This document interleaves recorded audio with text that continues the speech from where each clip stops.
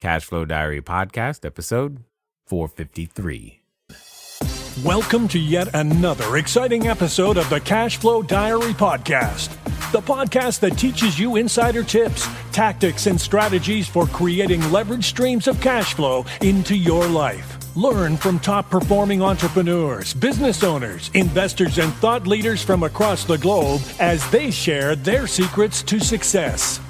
Like what you learn on this and other Cashflow Diary podcast episodes?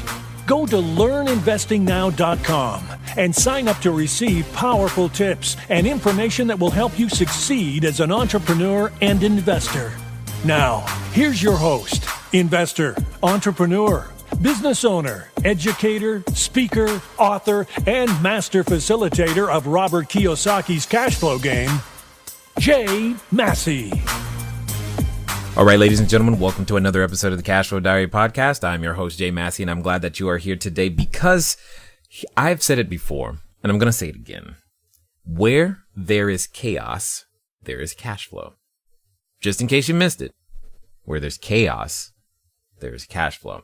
Now, many of you may remember that there was a time not too many years ago where you could say there was a financial meltdown, financial crisis. You could say it was global because it was happening everywhere and dominoes were falling and companies you thought never would be gone completely disappeared. In that same time frame, housing had a big hiccup, we'll call it, but at the same time, it created an opportunity for entrepreneurs to go out there and actually begin to solve problems and help people, because whether you realize it or not, when it comes to having a place to stay, there are people out there who want to do well by doing good. And I think we found one of them. We're going to introduce you to them and what they're out there doing. Because what's exciting about being an entrepreneur is that, yes, you get to solve problems.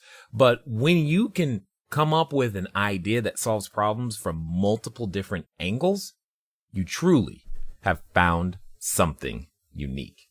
I have with me today none other than George Newberry, CEO of American Home Preservation. Now, you may be familiar with them because they are doing good work. It is a crowdfunding platform that uses capital to buy some of the most distressed mortgages in the country at huge discounts. But understand, their goal is to help people stay in their homes. Now, if you ask George, you will find out that he likes to listen to punk rock while making investment decisions, which I think is interesting. But more importantly than that, he's written 3 books. He's been out there in the marketplace, has multiple things going on. But what I want you to pay attention to today is how this solution came to market. More importantly, the passion that you will hear in his voice will help you understand the same type of passion it's going to take to get your idea out there in the marketplace. So hopefully you're ready to take notes, you're ready to listen and learn from George Newberry. George, you there? I'm here. How are you, sir? Good. Thanks for having me. I'm glad that you are here. Now, this being the first time that you're here, I have to ask you the same question I tend to ask everybody the first time that they're here. Are you ready? Sure. All right. I tend to look at today's entrepreneurs a lot like yesterday's superheroes. So, Batman, Robin, Wonder Woman, etc.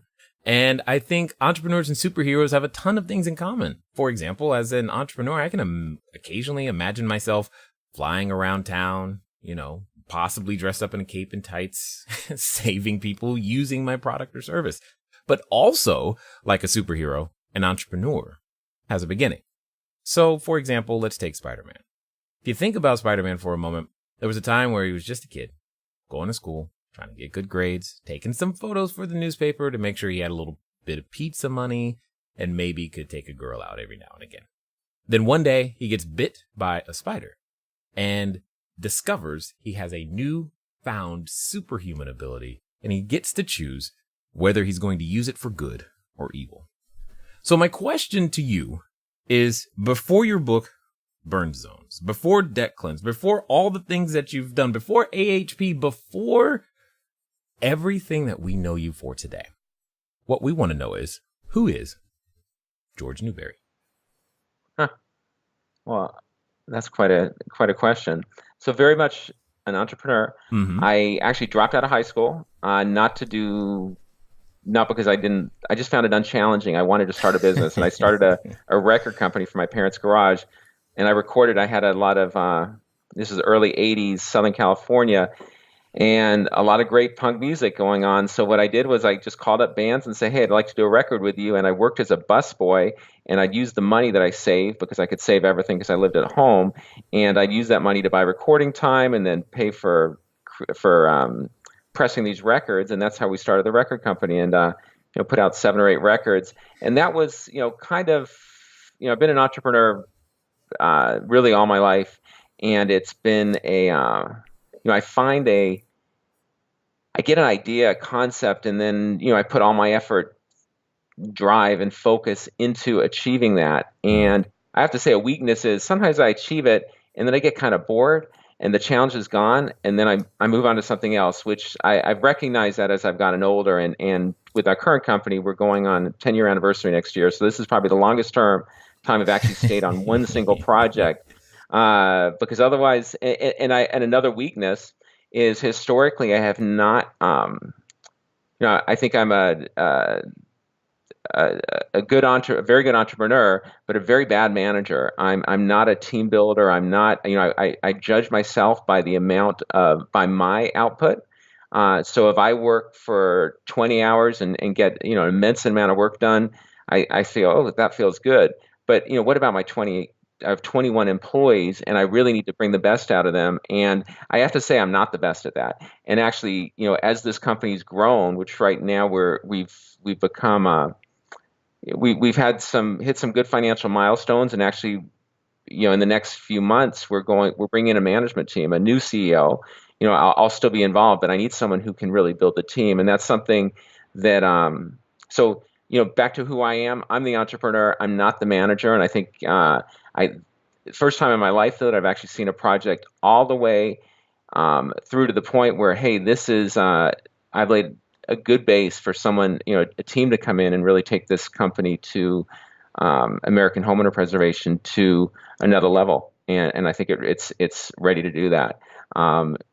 And so that's me. I mean, other than that, I've had huge success in the past, but it's always been, me leading the charge, and I need to really have a bigger team. And so I guess I'm giving you my weaknesses and my strengths at once.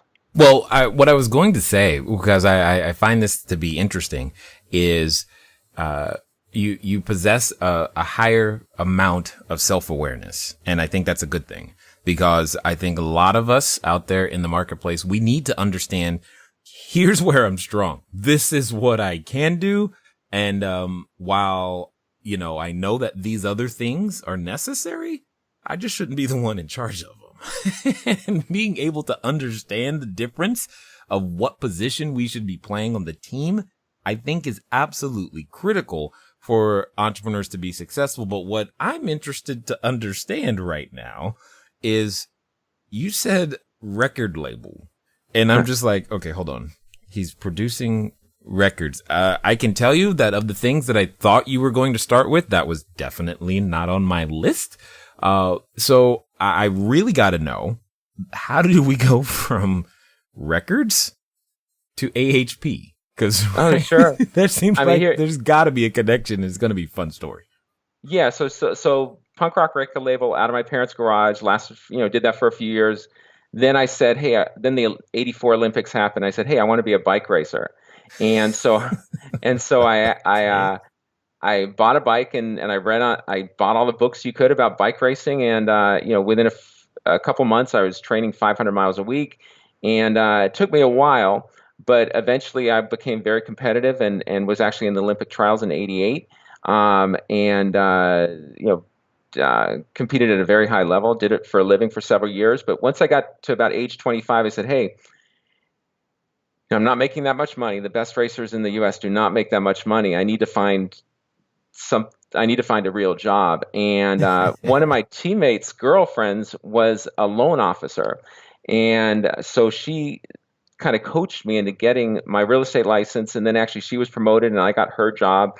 And, I applied all the focus, the discipline, the hard work that I had learned just throughout my life, but especially in bike racing. And I applied it to my job. And within 6 months, I was the top producer. And this is going from like no real estate knowledge. Within 6 months, I was top producer, and then I became a loan officer. Then I became a branch manager, and within 3 years, I started my own mortgage company, and then I started buying properties, and the so I started buying properties in 2004, I believe, and within 3 or 4 years, I had 500 units.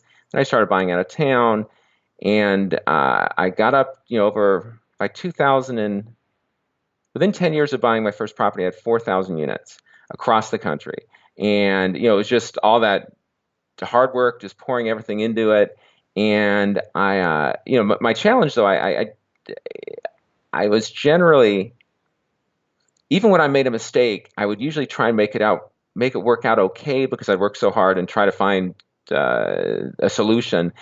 But I ran into one challenge that I just could not solve, which was I bought this one property in Columbus, Ohio, called Woodland Meadows, 1,100 units, one of the largest apartment complexes in the country. I bought it at a bankruptcy court auction. It was nicknamed Uzi Alley because it had such a high crime rate.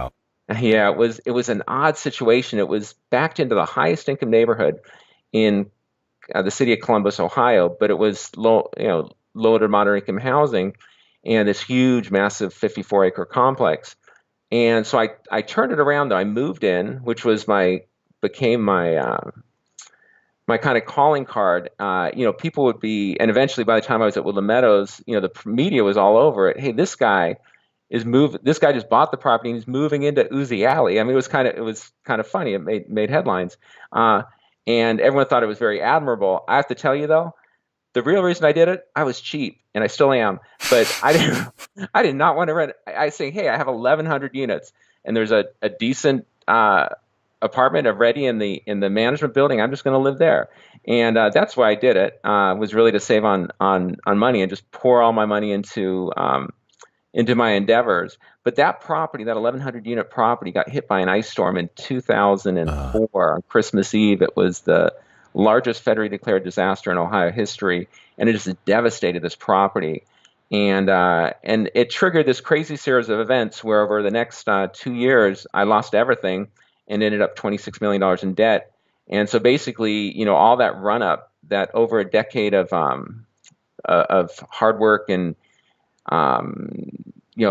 working late hours, I ended up with absolutely nothing to show for it. And not only nothing, but a massive pile of debt. And that was more or less 2006. The market was still going strong. I was, on the other hand, I was on the sidelines, just devastated. And I was looking for a new, I was always moving forward and looking for a new something to latch onto. But look at this. At that point, I was broke. And I had millions of dollars in debt. I never filed bankruptcy. So the debt was just there. I couldn't file well, I could. I just didn't mentally. I could, and I just felt like admitting failure, and I just mentally could not do it. So I was a high school dropout. I was, I had millions of dollars in judgments against me, and and no money. And I'm saying, hey, let's start a business. So I started this company, American Homeowner Preservation, which was originally a nonprofit with the mission of keeping families at risk of foreclosure in their homes. But over time, it evolved into a for-profit and then an investment fund. And again, look at this. High school dropout, millions of dollars of judgments against me, horrific credit. And hey, but invest with me, everybody. And that, sorry, it was just so funny. It is ironic. And so, but what, and it was even worse because when this thing happened at Woodland Meadows, the city, I had one of the largest pieces of property in the city, and they wanted this property, and eventually the city currently owns the property. They wanted the property. At some point, they decided, hey, we're gonna take this property, and they did, and they accomplished that through somewhat of a public smear campaign. I was, the mayor's office leaked to the media, hey, Newberry's under criminal investigation. And, I saw it in the paper. That's the first I heard about it. I call my attorney and say, hey, what's this? He called the city attorney. So there's no investigation. But Well, it's in the paper, and the mayor spokesperson apparently misspoke, but there was no correction. No one ever came back and said, "Oh, that's not true." And I was even arrested, which is crazy. I have no criminal record, but I was actually arrested for housing violations, if you can believe it. Failure to appear on housing violations, which was all headlines again. Right. Newberry, Woodland Meadows owner arrested. So all this stuff. So if you Googled me, not only do you see, well, not, I'm a high school dropout. Hey, this guy has millions of dollars in judgment. Oh my God. And he was arrested, and he has all this bad stuff about him and, the mayor's office and all these public officials in Columbus, Ohio, saying this is a really bad guy. And this is, and so, yeah. And now I'm out there trying to raise money. So it was difficult, and people, it was frustrating because especially bigger institutional investors would say, hey, this is really interesting. And then they would do a background check and then say, oh, what's all this stuff? Tell us about Woodland Meadows. That was kind of like I knew it was going to go bad after that. And so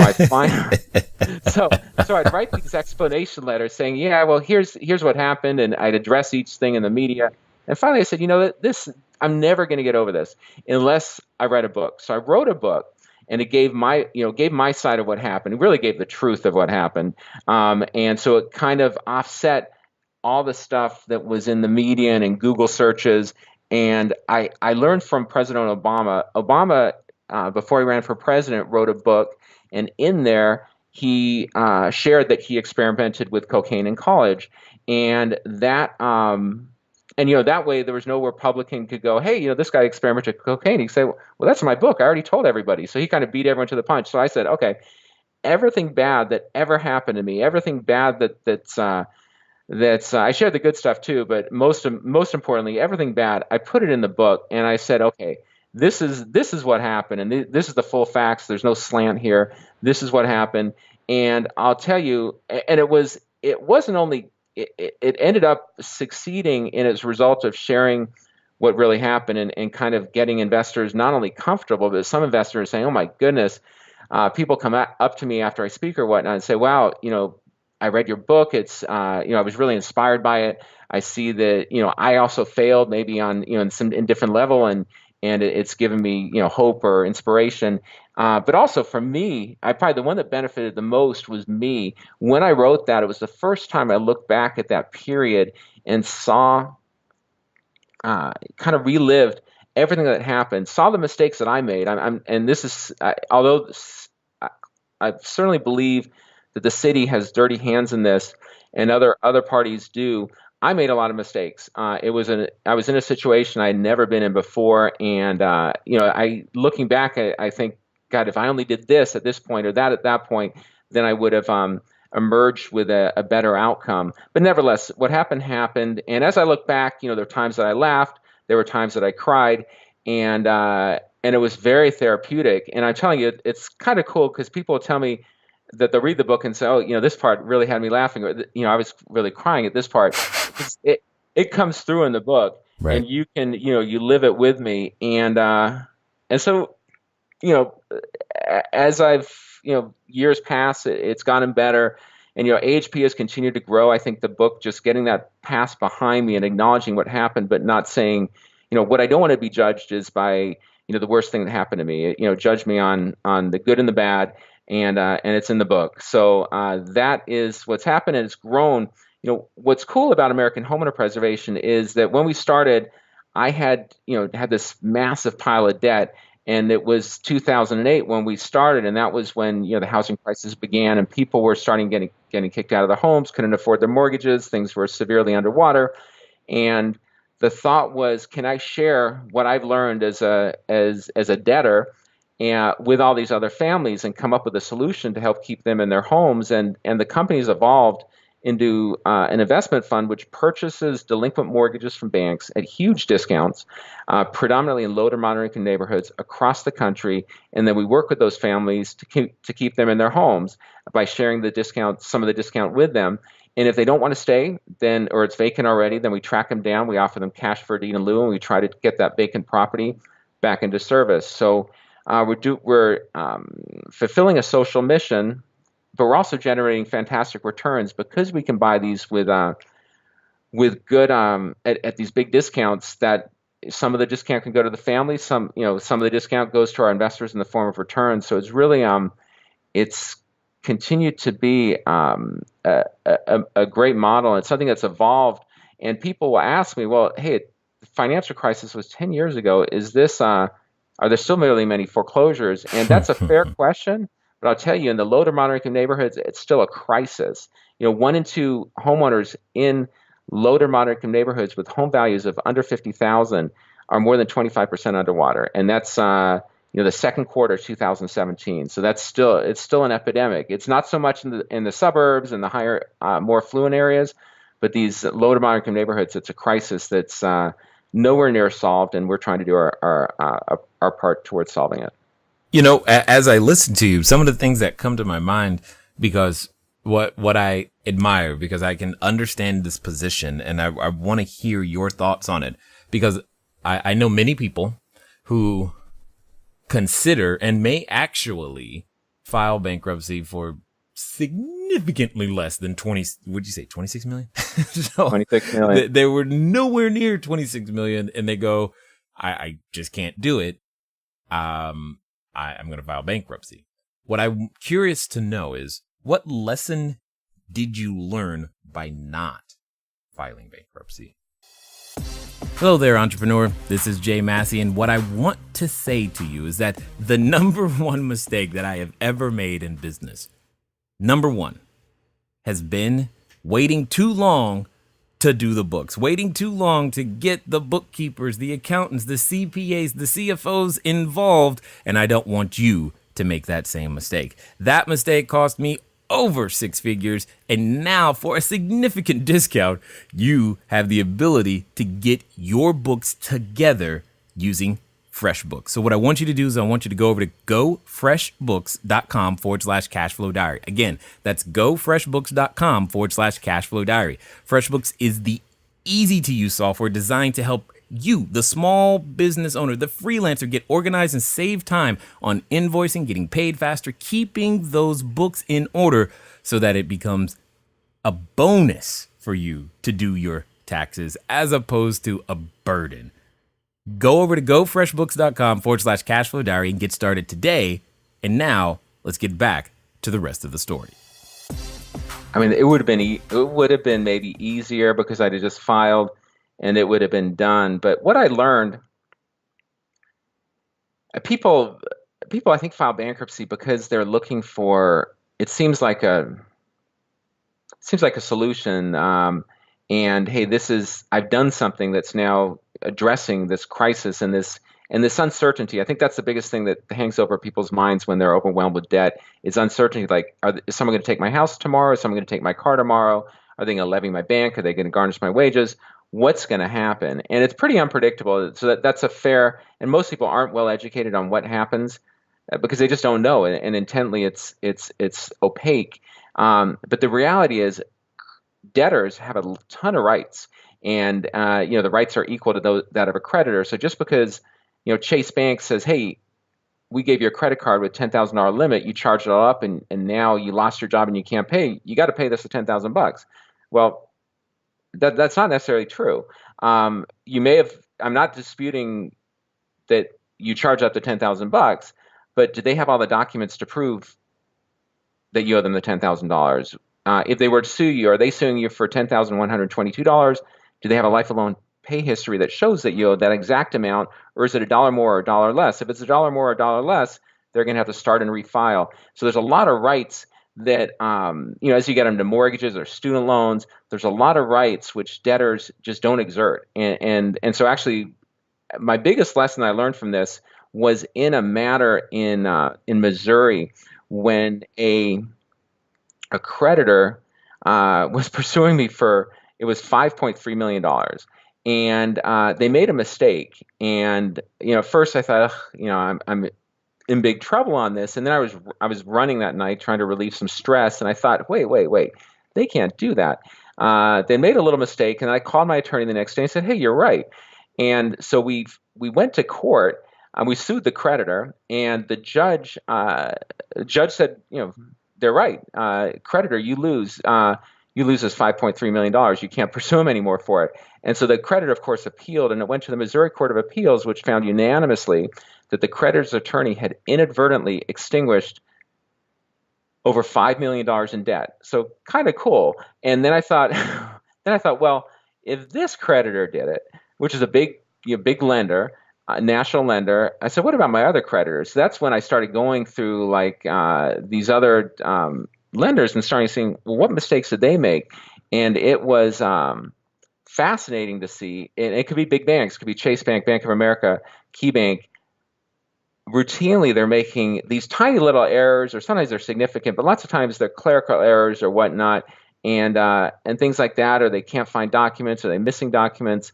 And when they actually, if you challenge them, there's a good chance that they won't have what they need in order to ultimately get a judgment against you or get that money from you. So with today's bankruptcy laws, which are not that favorable to debtors, I'd say the better thing, if you felt like you can't afford your bills, is not to file bankruptcy. Simply stop paying the bills and then deal with them as they come up. And actually, I'm working on that's Debt Cleanse. That's the book. It gives you step by step for every type of debt that you get into, that you have trouble with, whether it's a student loan, a car loan, a house, a mortgage, or a payday loan, whatever it is, credit card. You can. It shows you the steps that you can take in order to gain leverage over those creditors, in order to settle those debts at pennies, or simply not pay them at all in some cases. Yeah, I think we're definitely going to want to talk about that. But right now, there's something else that you said earlier that is like eating at me that I've got to highlight, because I think that there's a thought process that's out there in the marketplace where it can feel oxymoronic or contradictory. Like, if I want to earn money, then that means I have to take advantage of people. And yet you've founded a company that does well by doing good. So my question to you is, when it comes to just the concept of capitalism, does it have to be evil? No, it doesn't. That's what's fascinating. Although I guess it's maybe the easy route to say, hey, if I can, you're on a seesaw, someone wins, someone loses. That's a typical Wall Street. Wall Street wins, everyone else loses. Or, that's just the way it works. Right. And it's slickly marketed so the losers think, okay, well, I'm doing okay. Really, no, you're not. Unfortunately, you're not. Eventually, it all ends up that things work to the advantage of the elite in this country and to the disadvantage of the majority of the population, and that's just the way it works. So we need to change that, and it's especially epidemic today, and that hopefully will change over time. And it hasn't been this bad in decades, but we need to change that. And but it's not. It's just on a rampage. You'll see the poorest people in this country will pay the highest rates of interest, will pay the highest, they need credit, they're getting payday loans, just outrageous terms. If you have great credit, if you're a member of the elite, you're paying next to nothing for your money. It's really, it keeps everyone, keeps the less fortunate down and keeps the elite rich. And this is, it's contributing to this ever-growing wealth divide, wealth gap, income gap. It's a interest rate gap. There's all kinds of things where there's big gaps, and the gaps just keep growing in this country, which isn't good for anybody, including the elite. Eventually, if we end up with a country where there's a handful of a small percentage of the population which is getting all the benefits from the economy, and everyone else is just getting by, which is pretty close to what it is today, that's a bad situation and unsustainable. Well, and what's interesting to me is that I think from an investment standpoint, you're giving what I would call uncommon access to, a market that most for example, if you want to be, when someone says, hey, I want to be an investor in real estate, they suddenly the first thing you hear all the time is, I don't have money. I don't have credit. But yet your minimums to participate with what you guys are doing are, I'm just going to say, insanely low. It's $100. That's my point. That's insanely, that's like, how does it work when you only, wow, amazing. Well, that's I mean, there's a method to that. No one else that I'm aware of is that low. Most of them are $1,000 is very common, or some even $5,000 or $10,000 or more. But we wanted to make it accessible to anybody. I want the homeowners who benefit from our program because we bought their loans and we modified them. I just want to make sure people get this. It's like skip your cable bill for 1 month. That's literally what you're saying. That is really, really low. It just doesn't even, like, in my head when I'm like, did he forget a zero? Is there a comma missing? I just want people to really hear that what you're offering is just not normal, but awesome.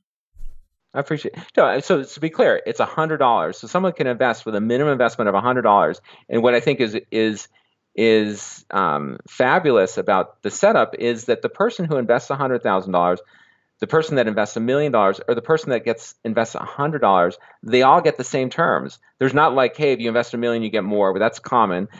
We want everybody to get the same return, everyone to be in the same position, and so if you put $100, that's what you can afford, do it. And we welcome, and hopefully, you can invest more along the way. You can share with your friends and family. It's a social mission where we're using that money to purchase these loans at big discounts, share those discounts with families, and in order to help keep them in their homes and generate good returns for our investors. We've historically been paying a 12% to our return to our investors, 1% per month, and that is.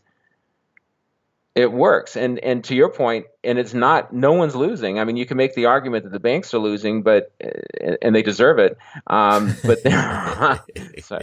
the reality is they're selling us the loans because it makes business sense for them. They're not doing it for a charitable way. They have these loans that people aren't paying, and so they sell them at a discount. And there you kind of see the first thread in my thinking of, hey, don't file bankruptcy, just don't pay, because if you don't pay, eventually your lender will probably sell the loan at some big discount to some debt buyer who now, you owe Chase Bank $10,000, they sell it to XYZ debt buyer for $400. XYZ debt buyer may take $1,000 to settle your $10,000 credit card debt. So you see where the numbers all of a sudden make sense, and really the fact that Chase just lost whatever, I don't see anyone crying about that. No, they're definitely not crying about it. They made it up somewhere else, probably.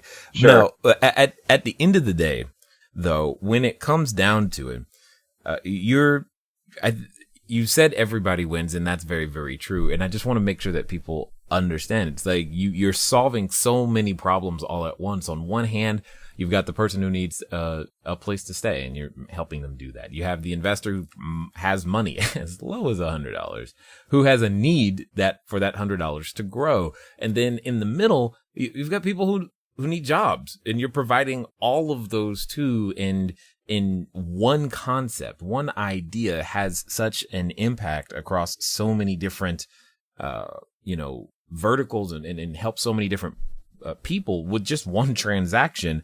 I guess my question to you is, what's kind of next for AHP? I mean, because it sounds like it just needs to be everywhere. So here's what we're doing. The one challenge that we've had is that we need to, almost every state in the country requires that you have a servicer license or a collection license in order to have direct contact with homeowners. And so we've historically had to work through licensed servicers in order to be the go-between between the homeowners and us in terms of resolving these. So, and we have to pay the servicers for that, and they do an okay job. I think we make the best of the arrangement, but it could be better, we believe, if we do it ourselves. So we're actually in the process of becoming a licensed mortgage servicer, and we have 10 licenses. We're licensed in 10 states right now, and we plan to launch that on March 1st, and we should be licensed in the majority of states by then. And by next summer, we should be licensed in all states, plus DC, plus Puerto Rico. And our goal is then not only to service the loans that we buy, but also to offer servicing to other investors, other funds, other banks of their loans that maybe they're not ready to sell, but they want high-touch, socially responsible servicing. And I think it just doesn't exist right now, and I believe they'll generate better returns than they could doing it by the traditional playbook, which is, kick the homeowner out, resell the home. I think there's a huge opportunity, a way to scale this in an even greater way, provide more jobs, save more families, and extinguish more debt. Those are all goals that we can accomplish on a grander scale by becoming a servicer, we believe. And so that's our next step, and we're really excited about it. And it enables us to bring in, devote resources to technology, to a new management, to additional management staff and team members who can help drive and build this company.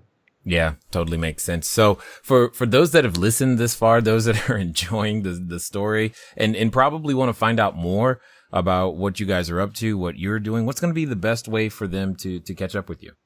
Sure. They can go to AHP Fund, so AHPFund.com, and you can learn all about our company there. You can contact us, you can contact me through the site, and that's the best way to connect. And if you are so inclined, you can invest as little as $100 while you're at it. That is still amazing to me right there. So as we continue though, I have a question for you, a final question, if you will. Let's pretend that someone listening is actually going to follow through this time. They've been inspired by what you've said. They're like, oh my gosh, if he can go through all of that and still come out on the other end, I surely can start my business. I surely can make, something happen. But they're inspired and they have that idea, but like I know, in those moments of decisions, we're often accompanied with a companion, and that companion comes in the form of a voice. And that voice reminds us often of who we're not and what we can't do. And, oh my God, do you remember what happened last time you tried something? And for some people, they're even related to that voice. So my question to you is as follows. As I said, let's pretend they're going to follow through this time. In fact, they're going to do so in the next 24 to 48 hours. And my question to you is simply, what would you suggest that they do? The biggest thing is to take that first step, and then the second step, and then the third step. Everything looks, we want to become a mortgage servicer. Okay, that sounds great, George. How are you going to do that? And okay, well, what's the first step? Getting a license. Okay, what's the next step? Getting technology. The third step, hiring management personnel. There's just list the steps, and all of a sudden, well, you may say, God, this is like 30 steps. That's a lot of work, and it is a lot of work, and it's certainly unpredictable. You complete 3 steps, and then some other steps you didn't think about pop up. But if you can get to that first step, that seems, this is so basic, but it's really, I have to remind myself constantly, don't look all the way to the finish line. Just say, hey, let me see if I can get through the first mile. And then I can figure how to get through the second mile. And if you can do that and tie it together, then your brain kind of gets, okay, well, I'm doing okay here. I'm getting there. It's maybe taking longer. Maybe it's a little more difficult, more costly. But I'm 3 steps into this, and then 6 steps, and that's breaking it down. That's achievable bites towards the goal. Or that's what I always do, and I think everybody. I can't imagine doing it any other way. And also one big thing I have to say that I think is really easy out for a lot of people, and including me. I get the same thinking. Is sometimes you think, well, someone else is I don't have this. I don't have. Well, I could look at me. High school, back to the same thing. High school dropout, bad credit, judgment against me. Look at all the things that I don't have, that not only don't have, or that I do have, that are bad for me, that should make it so that people wouldn't want to invest with me. But look at the things. Then you look at, okay, well, what do I have? And so focus on what you do have, and then push forward with that instead of focusing what you don't have. And you say, well, if only I had a college degree, or if only I had good credit, or if I only had this. Don't worry about that. Just go figure out what you have right now. You have something for sure, and you may not have some stuff. What you do have, just go forward with that. And along the way, you can get help from people you need to fill out some of the skills or some of the areas that you don't have, that you're lacking. We're all weak. I've learned, this is another thing I've learned, Focus on your strengths, and when there's a weakness, find someone else to help with that, because I'm not, there's things that I'm just not good at, and instead of trying to become a great manager, which I'm not, instead of saying I've tried stuff, I've gone to classes, I've gone to courses, I've joined different groups to help me improve that, and it's been helpful, so it's not wasted time. But at some point you say, okay, I can go from not good to mediocre, but I'm great at some things. Why don't I just spend my focus and time on that, and then hire somebody who is great at being a manager, building teams and things like that, and getting the best out of their teams. That's I think at some point you have to be a true assessment and say, I'm not going to be, you can't expect yourself to be great at everything. Find out what you're good at and maximize that. Totally understood. I completely get it 100%. I definitely appreciate the wide breadth of experience, but yet the thread that goes through of how you make sure that you do have that focus, that discipline, that hard work, the things that actually make things happen. And most importantly, not giving much value to, the past, except as a learning lesson, when you find out that things didn't go exactly as planned. So I definitely want to be the first to thank you for taking the time to make an investment here of your knowledge, your wisdom, as well as your insight today with the Cashflow Diary. I really appreciate you having me.